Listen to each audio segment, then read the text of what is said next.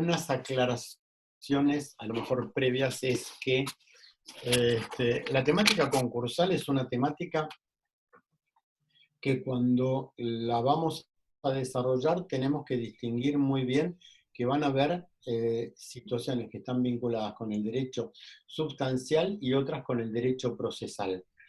Esto significa que hay institutos, ¿no? Que tienen que ver con cuestiones sustanciales o de fondo, como decimos, y cuestiones que tienen que ver con ordenamientos procesales. Acá se nos mezclan dos situaciones que lamentablemente no las podemos dividir.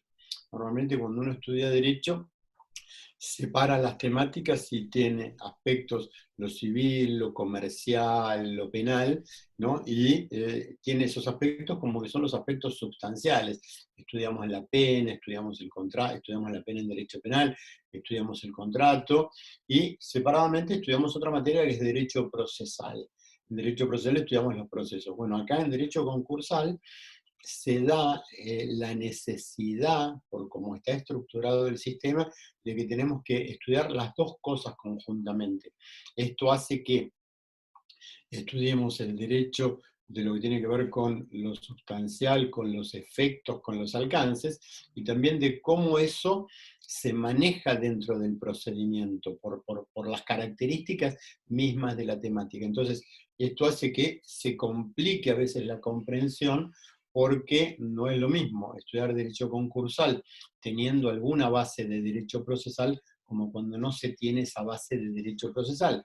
Vamos a entender o vamos a poder entender cosas en lo sustancial y capaz que nos trabamos un poco en la comprensión de lo que tiene que ver con aspectos procesales que en el caso de que algo no se entienda, pedimos que por favor se nos consulte para que lo podamos desarrollar. Uno ya tiene tanto incorporado el derecho procesal a su vida que pareciera ser que ya son situaciones que son comunes hasta que uno se encuentra en una charla entre amigos y dice, ¿qué querés decir con eso de incidente? Explícame lo que es un incidente, o a qué te referís con los autos, cuando comentaba la vez pasada que todos sabíamos, todos los que estamos en la profesión entendemos que la palabra autos tiene un significado distinto a lo que tiene, al sentido que le da un ser humano normal, ¿no? Como diciendo que los que estudiamos derecho, no sé si entramos en ese plano de normalidad. Pero bueno, ya yendo a derecho concursal, primero y principal, queremos aclarar dos cosas. Todo lo que tiene que ver con derecho concursal general, lo tenemos regulado en una ley nacional, que es la ley de concursos, también llamada ley de concursos y quiebras 24522, que rige en forma general todo lo que tiene que ver sobre la insolvencia.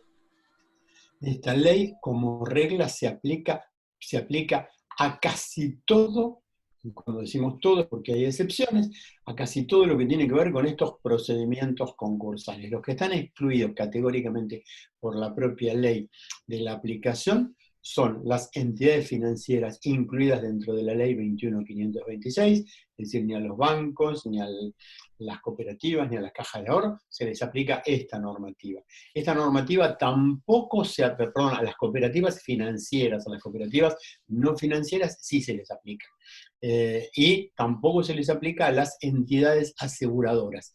Esto significa que toda entidad aseguradora, sea sociedad anónima, sea cooperativa, no se le aplica la ley concursal.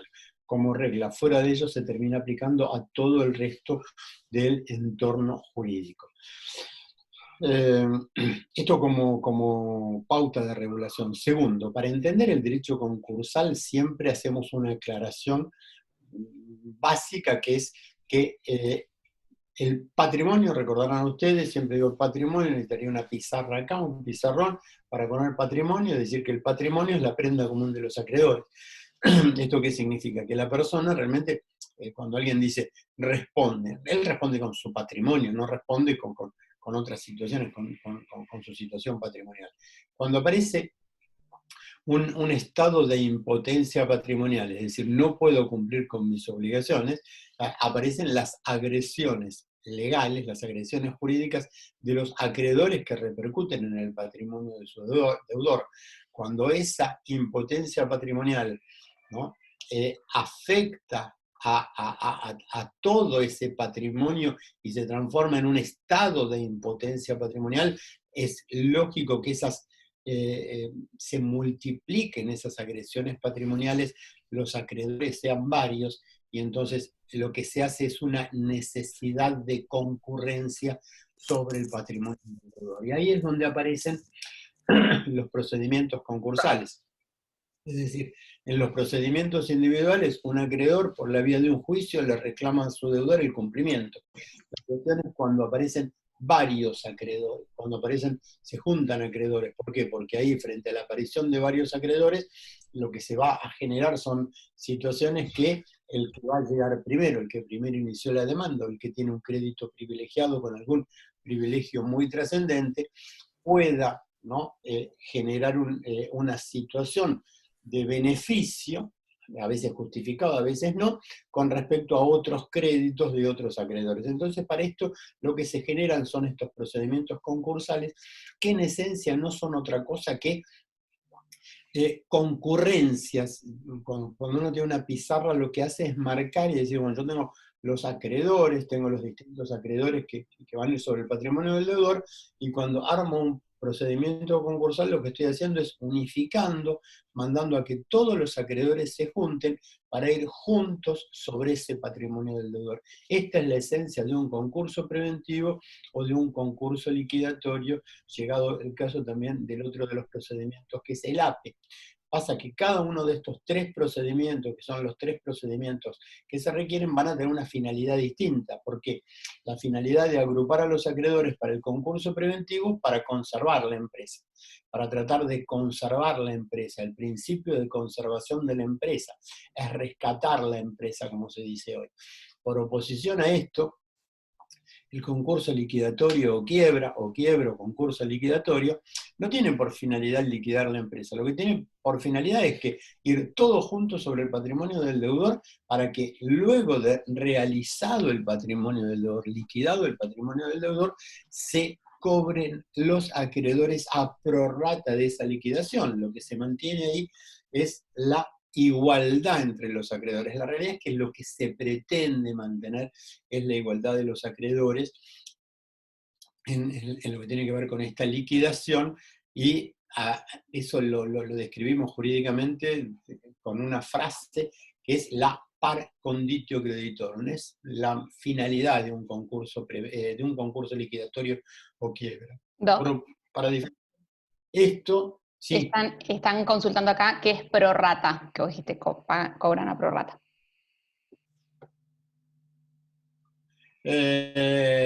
Prorrata es que cobran en proporción a sus créditos, es decir, suspendemos la clase 5 segundos. Cobrar a prorrata significa prorratear. Prorratear significa dividir, es decir, si alguien tiene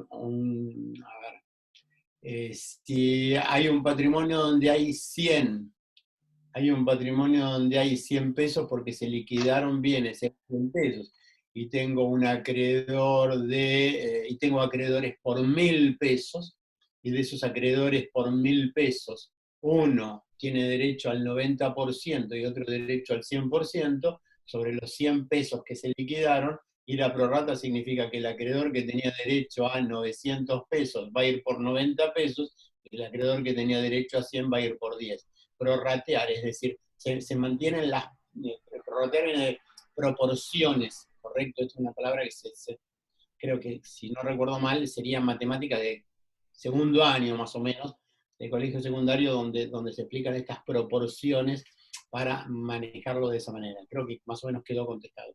¿Alguna otra pregunta? No, ahí le aclaraban que cobran todos por el porcentual de la deuda que tengan. Y después dicen, es lo mismo cuando el concursado por los sueldos de los trabajadores de la sociedad, ahí no entiendo lo que escribieron. Es lo mismo. Solo contesto. Okay. Quiero aclarar que dentro de estos procedimientos, ¿no?, y en forma permanente, se modifican las cuestiones que tienen que ver con los créditos laborales. Es decir, es muy usual que los créditos, pues la pregunta iba dirigida seguramente a los créditos de los trabajadores. Los créditos de los trabajadores son normalmente los derechos, los derechos que tienen los trabajadores motivados en los créditos laborales, son modificados permanentemente. En este momento tienen un beneficio, se llama el beneficio del pronto pago de los créditos laborales, que es un procedimiento especial de forma tal de que los trabajadores que estén afectados al funcionamiento del desarrollo de la empresa puedan percibir las remuneraciones, puedan seguir cobrándolas, diferenciándolos del resto de los acreedores comerciales o financieros que puedan existir, con algo que llama el beneficio del pronto pago, ¿correcto? Esto es permanentemente modificado en los últimos tiempos, cuando yo digo los últimos tiempos, en los últimos 15 años, ¿no? Se ha ido modificando de manera trascendente, no quiero utilizar palabras donde no quiero calificar, porque la calificación acá pareciera ser eh, que uno se embandera en una posición o en otra. Simplemente decir que tienen derechos distintos y que el procedimiento es distinto, ¿sí? ¿Alguna otra pregunta quedó? No, Doc. ¿No? Seguimos entonces con lo que tiene que ver con esto del derecho a estos procedimientos. Vuelvo a repetir, entonces, concurso preventivo, principio de conservación de la empresa, quiebra, liquidación de la empresa con cobro a prorrata, APE, como su designación es la abreviatura de acuerdo preventivo extrajudicial, lo que hace es permite que cuando una actividad empresaria, cuando una empresa, ¿no? Se ve desordenada, por decirlo de alguna manera, no necesita el estado de situación de pago, se ve desordenada, puede recurrir a este procedimiento concursal con la finalidad de reordenar toda esa situación patrimonial. Es un proceso con características especiales que lo importante es tener presente que es uno de los 3 procedimientos concursales que existen. Quiero aclarar que cada uno de estos 3 procesos son herramientas e instrumentos jurídicos que sirven para resolver situaciones de conflicto y que tienen muchísimas aplicaciones. Acá estamos solamente viendo la punta del iceberg, ¿no? Es decir, si uno quisiera ver la envergadura de lo que hoy es el derecho concursal en la República Argentina, creo que no nos alcanza toda la carrera de derecho para estudiar derecho concursal por la amplitud que tiene. Lo que tenemos que plantear, ¿no? Es que solo estamos viendo aspectos básicos de aplicación del derecho concursal y del procedimiento concursal, para que cuando estamos hablando de estas situaciones tengamos la idea mínima, básica de la materia que estamos tratando. Entonces, volviendo y para ya entrar un poco más en la temática, ahora vamos a ver, primero, ¿cómo es la esencia de estos 3 procesos? La esencia. Esto es como si fuera una introducción de la introducción. ¿Cuál es la esencia? ¿Qué es un concurso preventivo? Un concurso preventivo es aquellas personas que se ven afectados por lo que la ley dice estado de cesación de pagos, que ya vamos a explicar lo que es, se presentan a solicitar la tutela jurisdiccional, la tutela del juez. Estoy en una situación de insolvencia, no puedo cumplir regularmente con mis obligaciones, la situación va de mal en peor porque me están cortando la luz, me cortan la cuenta corriente en el banco. ¿Cómo puedo hacer? Entonces, la ley me da una solución que es concursal. Y la respuesta que me da es pedir el amparo, el amparo jurisdiccional, es decir, presentarme a los tribunales, cumplir con los requisitos que la ley me exige y sobre la base de eso lograr que el juez me dé el amparo jurisdiccional con la apertura de este procedimiento preventivo, y de esa manera se genera un blindaje automático que impide todas las agresiones jurisdiccionales. ¿Por qué? Porque nadie puede agredirme patrimonialmente. Es decir, se suspenden automáticamente todos los actos de ejecución forzada contra ese deudor concursado, se determina una serie de efectos un statu quo, es decir, no se le puede cortar la luz, no se le pueden cortar los servicios, no se le puede cerrar la cuenta corriente, no se pueden tomar una serie de recaudos para preservarlo durante un tiempo determinado. Es como si generáramos un blindaje legal. Estoy blindado legalmente por X cantidad de tiempo en la medida que siga cumpliendo con los requisitos.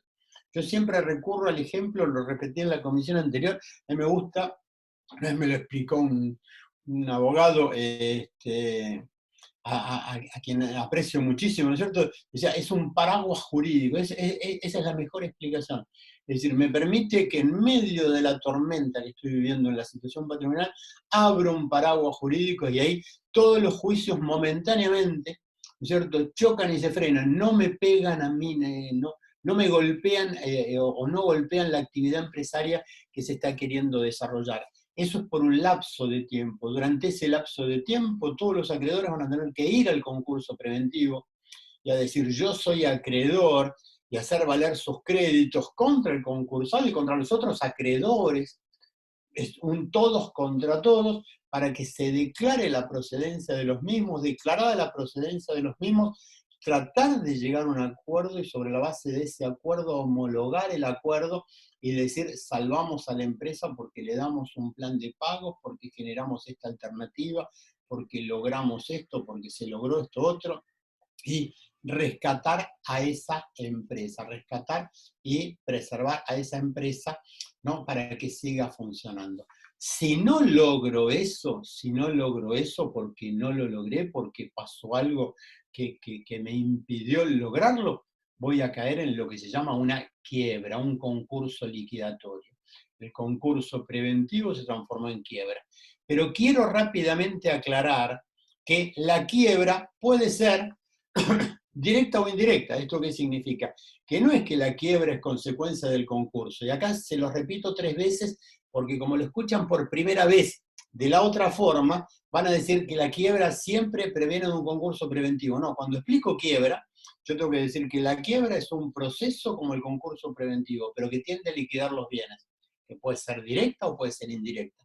La mayoría de los casos es directa, y también puede ser indirecta. Directa cuando alguien está en estado de cesación de pagos, no puede enfrentar sus obligaciones, pero tampoco se puede rescatar, no se puede rescatar. ¿Por qué no se puede rescatar? Porque hay situaciones que ameritan que no tenga sentido el rescate de la empresa, porque la actividad ya es inviolable. Yo siempre doy como ejemplos coyunturales que en algún momento alguien que fabricaba diligencias o carretas tuvo que empezar a decir, bueno, no, y no hace mucho más tiempo, cuando alguien fabricaba papel carbónico, fabricaba cintas para máquinas de escribir, y no estoy hablando de hace tantos años, ¿no?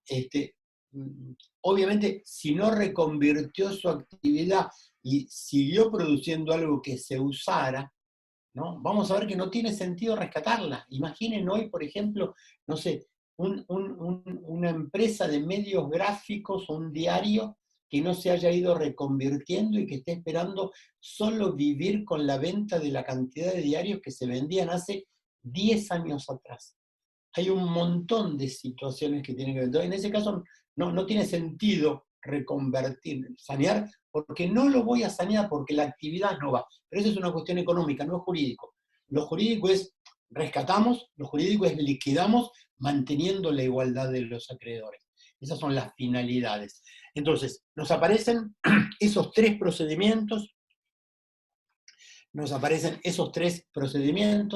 y dentro de las características de esos procedimientos, lo primero que aclaramos es estado de cesación de pagos, palabra que se van a tener que acostumbrar a utilizar. Estado de cesación de pagos. La ley no me describe lo que es el estado de cesación de pagos, lo único que me da es una serie de hechos reveladores del estado de cesación de pagos. Me los enuncia con un carácter enunciativo. Enunciativo significa que no cierra el número. Me dice, en estos son los supuestos, pero puede haber otros que también impliquen un estado de cesación de pagos, ¿correcto? Enunciativo es lo contrario en derecho de numerus clausum o concepto cerrado, o taxativamente enumerados, ¿correcto? Cuando alguien dice está taxativamente enumerado es que no hay más supuestos que eso. Los hechos reveladores tienen un carácter meramente enunciativo. Están en el artículo 79, con que se dé uno de ellos, ¿no? Alcanza para considerarlo configurado. Ejemplo de uno de ellos es el inciso primero, donde dice confesión judicial o extrajudicial del deudor. ¿No? Cuando el deudor dice estoy en estado de cesación de pagos, no puedo pagar. Otro es mora en el cumplimiento de las obligaciones. Otras son suposiciones, son situaciones. Venta a precio vil. ¿Qué es venta a precio vil? Es que si tengo algo que vale 100 pero lo vendo a 50, ¿por qué? Porque necesito la plata ya, en un lenguaje así coloquial. ¿Por qué vendo barato? Porque necesito plata ya, no puedo hacer una operación normal. Ausencia del deudor de su establecimiento sin dejar representación suficiente. Se fueron, no dejaron a nadie. ¿Por qué? Porque huyeron de acá. Bueno, da lugar para que aparezca uno de estos procedimientos para salvar o preservar de alguna manera la empresa. En algún caso va a ser a través de un concurso preventivo, en otros va a ser a través de una declaración de quiebra. Es el concepto de estado de cesación de pagos. Estamos dentro de lo que tenía que ver con conceptos básicos del ordenamiento. Concurso preventivo, ¿no? Concurso liquidatorio, estado de cesación de pagos. El otro de los conceptos es la universalidad. Universalidad. Hay dos procedimientos jurídicos que tienen el carácter de procedimientos universales. Uno son los procedimientos concursales, preventivos, liquidatorios y APE, y otros son las sucesiones. No tienen nada que ver. No tiene nada que ver, uno dice no tiene nada que ver hasta que se choca, ¿no es cierto?, que el fallido se muere, se mezclan los dos, pero ahora nos vamos a correr de esa situación. En este momento vamos a quedar como que no sucedió ese hecho y nos vamos a quedar con la universalidad del concurso preventivo. Esta universalidad del concurso preventivo jurídicamente se determina desde un instituto que se llama fuero de atracción. ¿Qué significa fuero de atracción? Significa que todos los juicios, primero, todos los juicios de contenido patrimonial, que se encuentren tramitando como regla deben ir al juzgado del concurso preventivo o al juzgado de la quiebra. Ese es el foro de atracción. Por eso se dice que se suspenden los juicios y se atraen los juicios. Se suspenden donde están tramitando y se atraen.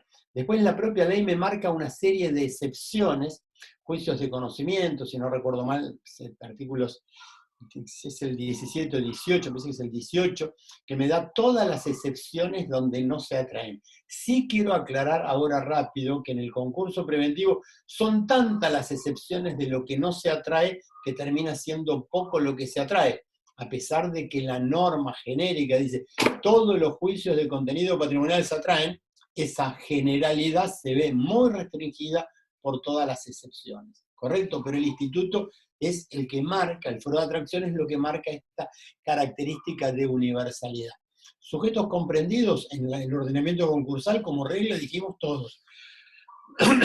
Todos los que la ley me dice que van. ¿Esto qué significa? Personas jurídicas, sociedades, dentro de las personas jurídicas las sociedades, y dentro de las personas humanas, sean los comerciantes, empresarios, o inclusive los que no tienen ninguna de estas actividades comerciales, a los que en la jerga le decimos los consumidores. El consumidor es aquel, no en los términos de la 24.240, el concepto de consumidor, sino el concepto de consumidor, ¿no?, porque consume productos y no realiza actividades mercantiles.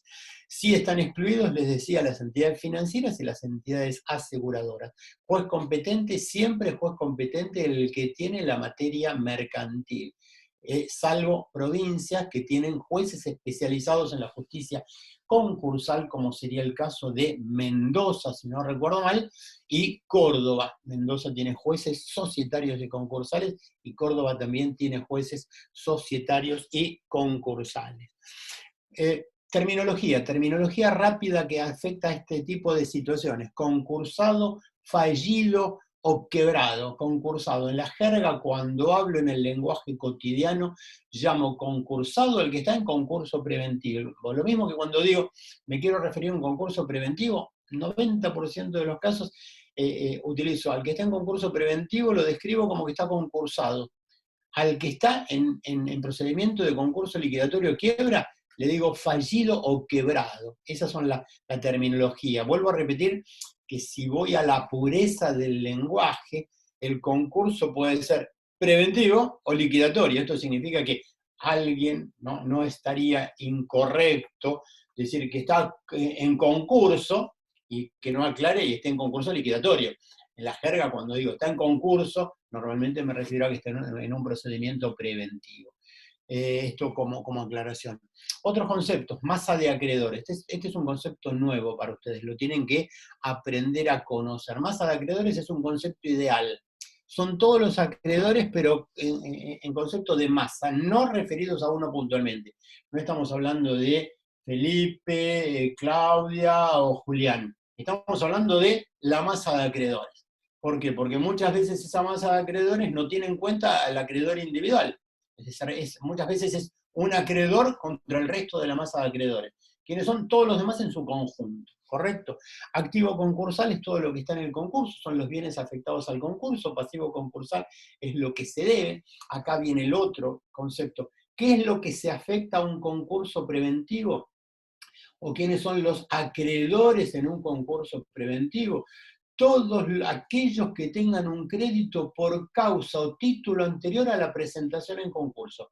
¿Esto qué significa? Que la causa generadora del crédito tiene que ser anterior a la presentación en concurso preventivo, al día en que llevé los papeles al tribunal pidiendo mi concurso preventivo.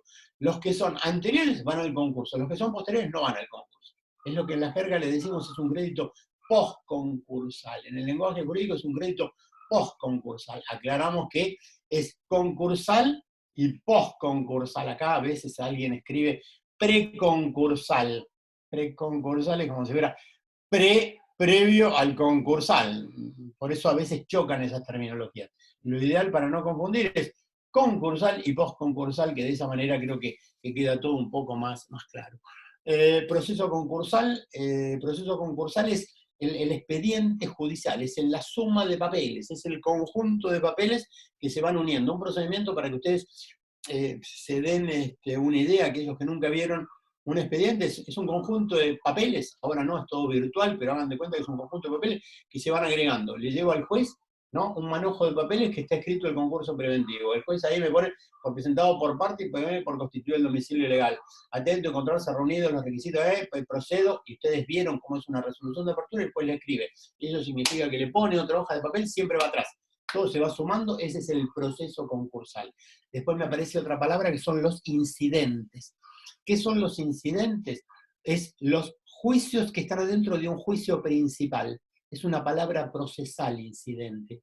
Incidente significa que sería como algo que está vinculado con el proceso principal, pero que es autónomo, no, es como si fuera una discusión adentro de otra discusión. ¿Sí? Todo eso, la vía procesal de eso son los incidentes.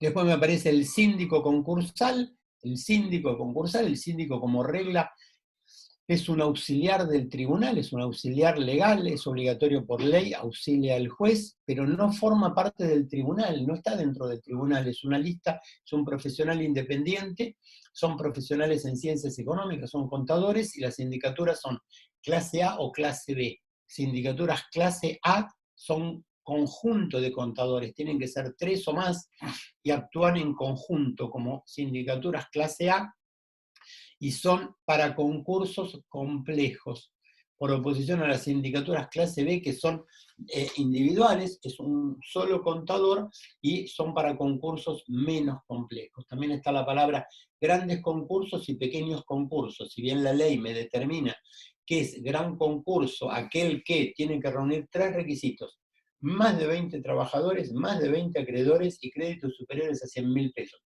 Si reúne los 3, es un gran concurso. Si no reúne los 3, es un pequeño concurso. Es decir, si yo tengo 10 trabajadores, aunque tenga 1.000 acreedores, es un pequeño concurso. ¿correcto? Si tengo 15 acreedores y tengo 50 trabajadores, es un pequeño concurso. Se tienen que dar los tres para que sea un gran concurso. Aclaramos también que no hay grandes diferencias entre gran concurso y pequeño concurso desde el punto de vista procedimental. Hay algunas exigencias para el gran concurso que no se requieren en el pequeño concurso, pero no hay una distinción muy grande entre ellos. Después decíamos sindicatura, es el cargo que ejerce el síndico. Una palabra que se van a acostumbrar a utilizar es la palabra quirógrafo, quirografario, palabra rara hasta ahora para ustedes, hasta la temática concursal, que es sinónimo de común. ¿Qué es un quirógrafo? Es un crédito que no tiene privilegios. Es el crédito común, aquel que surge de algo que no se fijó privilegio. ¿Qué son los privilegios? Los privilegios es cuando la ley le da una preferencia a un crédito. Ese privilegio puede ser especial cuando recae sobre una cosa determinada, ejemplo, una hipoteca, o puede ser un privilegio general cuando no recae sobre cosa determinada, pero que tiene un orden de prelación o de preferencia en el cobro sobre el recupero. Los privilegios generales se cobran con preferencia a los quirografarios hasta el 50% del producido. ¿Correcto? Se preserva algo para los quirografarios, pero los privilegiados cobran antes. Y después...